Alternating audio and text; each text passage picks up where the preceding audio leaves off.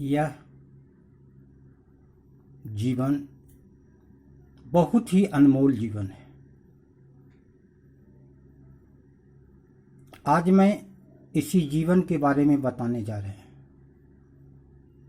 आप लोग इस वीडियो को अंत तक देखेंगे और इसे सब्सक्राइब करना ना भूलेंगे, क्योंकि यह वीडियो आपके जीवन के लिए बता रहे हैं। यह जीवन बड़ा ही अनमोल है। इसीलिए रामायण में भी कहा, बड़े भाग्य मानुष तन पावा, सुर दुर्लभ मुनि ग्रंथ। और इसी को दूसरे शब्दों में हम कह रहे हैं कि ये जीवन है अनमोला, पाए जो मनुष्य तन अनमोला। मेरे दोस्तों, यही एक ऐसा तन है, मनुष्य तन, जो मनुष्य को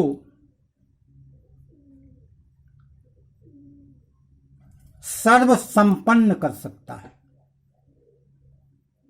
स्वस्थ बना सकता है, आनंदमय कर सकता है, सुखमय बना सकता है, पहलवान बना सकता है, धनवान बना सकता है, विद्वान बना सकता है। ये साधना इसी शरीर के अंदर है, इसी तन के अंदर है। इसीलिए इस तन को समझकर इस जीवन का लाभ उठाएं। यह जीवन बार बार यूं ही मुफ्त में नहीं मिलता है, यह बड़े भाग्य से पाए हुए हैं। इसीलिए इस जीवन की उपयोगिता को समझकर आप अपने जीवन को समझें और इस शरीर का उपयोग करें, इस तन का उपयोग करें। अन्यथा अब की पासा पलटा तो फिर 84 जाए, फिर 84 में भटकते रहोगे और उसमें होने वाले दुख, चिंता और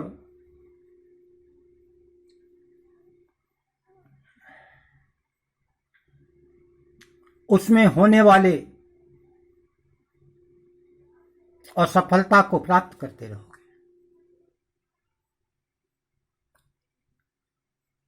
इस सृष्टि में अगर आपको महान बनना है, इस सृष्टि को पार करके अपने स्वरूप ज्ञान में स्थित होना है, पूर्ण शांति को पाना है और पूर्ण विजय बनना है, तो इस तन का सदुपयोग करना सीखिए। यह तन बड़े भाग्य से मिला है, जो कि देवताओं को भी दुर्लभ है। देवता भी इस शरीर को पाने के लिए तरसते रहते हैं, और आपने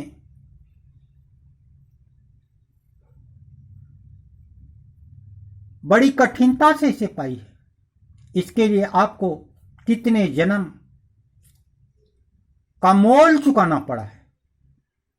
इसलिए इस जीवन को, इस मनुष्य जीवन को और इस मनुष्य तन को समझो। इसमें ही मोक्ष पाने का द्वार है, इसमें ही मोक्ष प्राप्त करने का साधन है। अर्थात सभी दुखों से, जन्म और मृत्यु से छुटकारा पाने का यही एक साधन है जो आपने पाए हैं। मेरे दोस्तों, अगर आप इस तन का दुरुपयोग करते हैं तो आप फिर चौरासी जाएंगे और सभी कष्टों को भोगते रहेंगे। बड़े भाग्य से यह मानुष तन पाए हैं,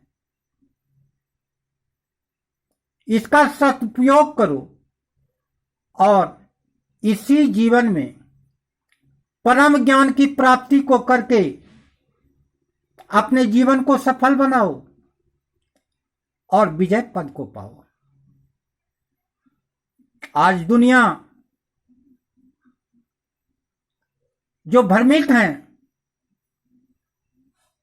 वह सब दुख को भोग रहे हैं, और जिसने ज्ञान को पकड़ा अर्थात अपने शरीर का सदुपयोग किया, अपने शरीर के अंग प्रत्यंगों में होने वाली कार्यविधि को समझा और उस कार्यविधि के अनुसार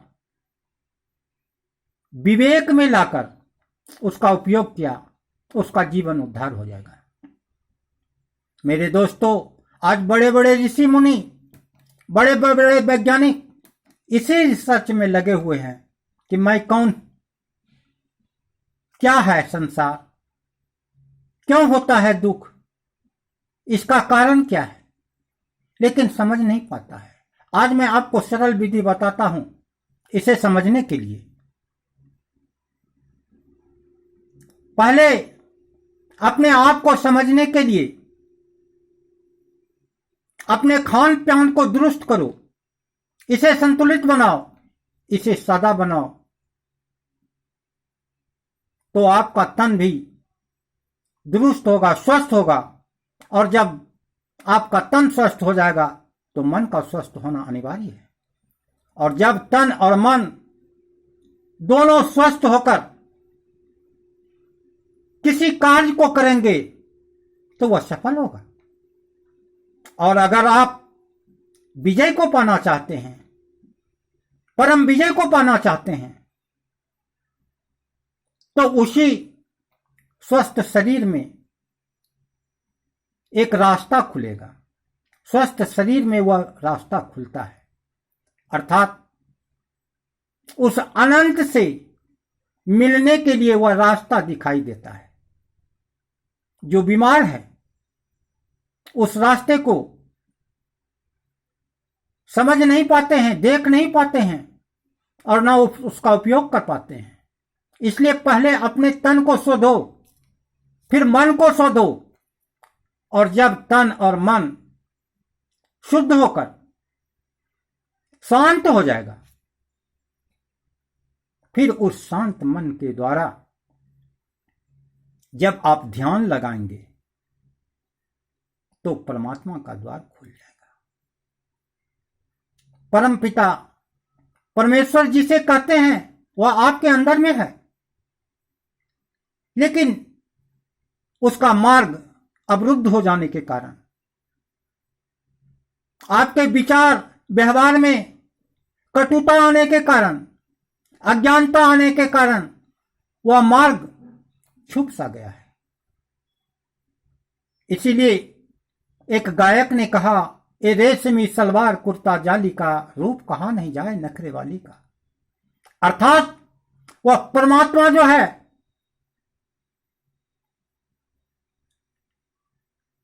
एक बुर्के के अंदर बंद है, अर्थात एक पर्दे के अंदर है, और वह पर्दा कुछ दूसरा नहीं, वह आपका अज्ञान रूपी पर्दा है।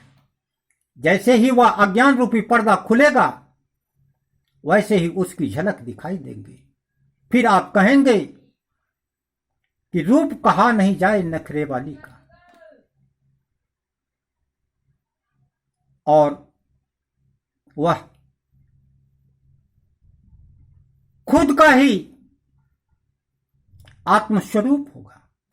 वही आत्मस्वरूप जब अपने केंद्र पर स्थिर होता है तो परमात्मा पद कहलाता है। उस परमात्मा पद को प्राप्त करो और अपने पूर्ण विजय को प्राप्त करो।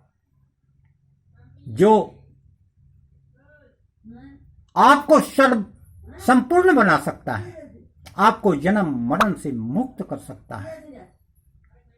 आप उस पद को पाकर संपूर्ण तृप्त हो जाएंगे, संपूर्ण संतुष्ट हो जाएंगे। आपको अपने आप पर विश्वास हो जाएगा। आप इस जड़ संसार अर्थात परिवर्तनशील संसार से दूर हो जाएंगे, उसे छोड़ देंगे। जैसे सूर्य का प्रकाश होते ही अंधकार मिट जाता है, वैसे ही आत्मज्ञान होते ही आपके अंदर होने वाला हर अज्ञानता, हर निगेटिव सोच, हर निगेटिव गुण, हर रोग, हर शोक, हर मोह सब मिट जाएंगे। जानत तुम्ही हो जाई, अर्थात उसको जानने के बाद आप ही सब कुछ हो जाएंगे। आप ही खुद होंगे और आप ही खुदा होंगे। खुदा को खोजने की जरूरत नहीं।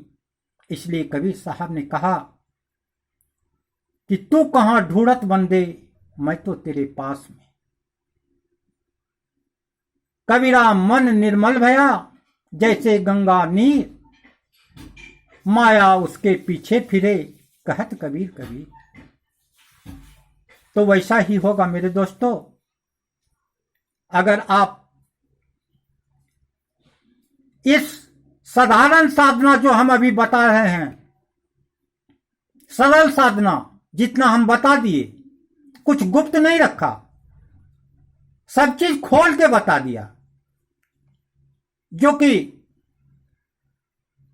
संपूर्ण वेद, गीता, रामायण, महाभारत सबका निचोड़ है, वह मैंने आपको बता दिया।